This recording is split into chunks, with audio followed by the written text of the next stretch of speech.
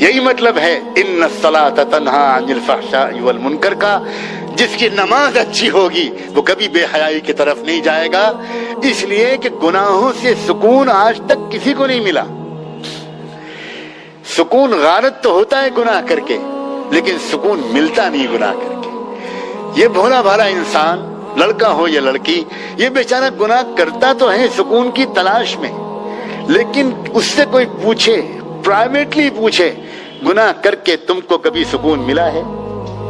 واقعہ یہ ہے، اس کا یقین اگر قرآن پر ہوگا تو قرآن پر ہاتھ رکھ کے، اس کی آستھا اگر گیتا پر ہوگی تو گیتا پر ہاتھ رکھ کے وہ قسم کھا کر کہے گا اور کہے گی کہ گناہ کیے تو میں نے سکون کی تلاش میں ضرور، لیکن مجھے کسی گناہ سے کبھی سکون نہیں ملا۔ سکون تو ملتا ہے اکیلے میں اپنے مالک کو یاد کرنے میں، سکون تو ملتا ہے ایک اچھا سجدہ کر لینے میں، سکون تو ملتا ہے رحمت دو عالم سرور کائنات محمد الرسول اللہ صلی اللہ علیہ وسلم کی خدمت میں محبت بھرا درود و سلام بھیجنے میں، سکون تو ملتا ہے اپنے ماں باپ کی خدمت میں، سکون تو ملتا ہے کسی اندھے کو سڑک پار کرا دینے میں، سکون تو ملتا ہے کسی غریب اور یتیم کے آنسو پوچھ دینے میں۔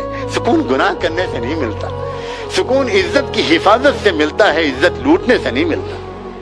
کبھی خوش آدمی گناہ نہیں کرتا، یاد رکھو، پرسکون آدمی گناہ نہیں کرتا۔ اور سکون ملتا ہے اللہ کے ذکر سے، سکون ملتا ہے نماز سے، اچھی نماز سے، سکون ملتا ہے دعا مانگنے سے، سکون ملتا ہے گناہوں سے اپنے آپ کو بچانے سے۔ اسی لیے عزیزو، خدا کے بندو، یہ معمول بنا لو، لڑکوں سے کہتا ہوں، نوجوانوں سے اور مردوں سے، ہر نماز مسجد میں باجماعت پڑھو، کہو انشاءاللہ۔ آج اللہ سے مانگ کر کہو کہ ہر نماز باجماعت پڑھیں۔ دوسری بات گزارش کرتا ہوں، زیادہ لمبے چوڑے معمولات نہیں بتاتا، تھوڑا سا قرآن شریف روزانہ پڑھ لیا کرو، کہو انشاءاللہ۔ قرآن شریف روزانہ پڑھ لو، دیکھ لینا تم قرآن کی تلاوت سے تمہاری نگاہیں جو قرآن کے چمکتے ہوئے نورانی کلمات پر پڑیں گی، یہ نگاہیں پھر گندی جگہوں پر نہیں جائیں گی۔ روزانہ قرآن کی تلاوت کرنے کا معمول بنا لو، طے کر لو کہ مجھے روزانہ قرآن پڑھنا ہے۔ اور کیا میں ہمت کر کے ایک دو چیزیں اور بتاؤں یا بس؟ جزاکم اللہ، مجھے امید ہے کہ آپ کرو گے۔ صرف 2 رکعت نماز، میں زیادہ لمبی نفلوں کو نہیں کہتا، 2 رکعت نماز توبہ کی نیت سے روزانہ کسی وقت پڑھ لیا کرو، صرف 2 رکعت نماز۔ آپ ظہر کے وقت پڑھ لو، آپ مغرب کے بعد پڑھ لو، آپ عشاء کے بعد سونے سے پڑھ لو تو سب سے بیسٹ ہے، صرف 2 رکعت نماز۔ یوں نماز پڑھو کہ اللہ، میں وہ نہیں ہوں جو مجھے ہونا چاہیے، میرے مولا مجھے معاف کر دے۔ 2 رکعت نماز پڑھو ہلکی پھلکی، اور اس کے بعد اللہ سے اب تک کی گناہوں کی معافی مانگ لو، اور آئندہ کے لیے کہو اللہ، میں اب نیک بننا چاہتا ہوں، مجھے نیک بنا دیجئے، میرے پورے گھرانے کو نیک بنا دیجئے، میری بہنوں کو نیک بنا دیجئے، میری ماں، میرے باپ، میرے بھائی، میرے بہن، میری بیوی، میرے بچے، میری بچیاں، اللہ بہت خراب ماحول ہے، اس جلتی ہوئی آگ سے مجھ کو بچا لیجئے۔ اس لیے امید ہے کہ آج کی اس بات سے مسلمان، ہمارے نوجوان لڑکے اور لڑکیاں، ان کے پیرنٹس، وہ سب کے سب آج یہ طے کر کے اٹھیں گے کہ ہمیں اپنی زندگی کو بدلنا ہے۔ پلیز، بہت ہو گیا، اب دیر مت کرو۔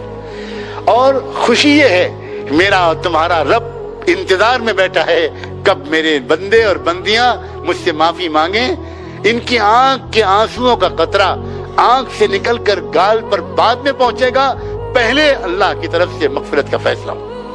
اتنا مہربان ہے اللہ تعالیٰ، جانتے ہیں کہ تم ہمارے عزیز نوجوان بچے کس ماحول میں پل رہے ہیں، بہت جلدی اللہ معاف کر دیں گے، لیکن آئندہ کے لیے اب طے کرو، اب بدلنا ہے۔ گھر کا ماحول، گھر کے باہر کا ماحول، بلا وجہ عورتوں اور بچیوں کا باہر نکلنا نہیں، گھر میں عورتوں کو انجوائے کرنا چاہیے، گھر کو انجوائے کرنا چاہیے۔ عورت کا اصل کام اس کے گھر میں ہے، گھر معمولی یونٹ نہیں ہے سوسائٹی کا۔ کیا ہو گیا اس دنیا کو، میں کس ٹاپک کو چھیڑوں؟ گھر سوسائٹی کا معمولی یونٹ نہیں ہے، سب سے امپورٹنٹ یونٹ ہے گھر۔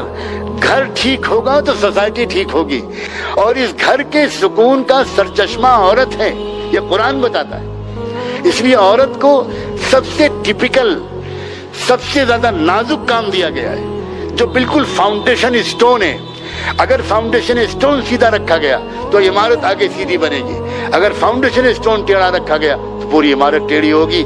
اللہ کرے کہ ہم لوگ سبق لیں اور آج ان بکھری ہوئی باتوں سے ہم سب ایک نیا زندگی کا سفر شروع کریں۔